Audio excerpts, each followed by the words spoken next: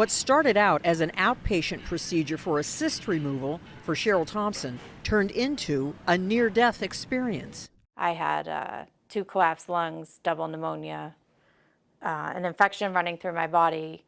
My heart had stopped. Cheryl survived, but the trauma she experienced during her 10 days in the ICU was life-altering.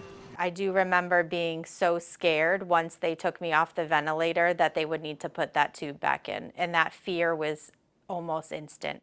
Brian Peach is leading a study on patients who endure post-intensive care syndrome, known as PICS.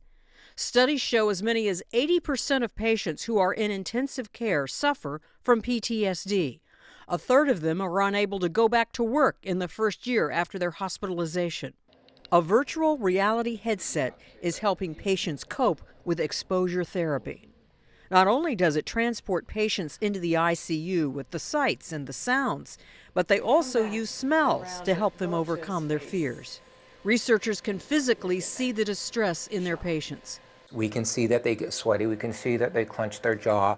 The sound of lawnmowers and weed whackers reminded Cheryl of her hospital bed inflating. I couldn't let myself fall asleep because I was so terrified that if I slept, I would wake up with a tube in my throat.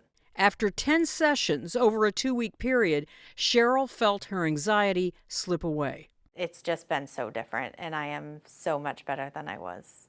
I'm Marty Salt reporting.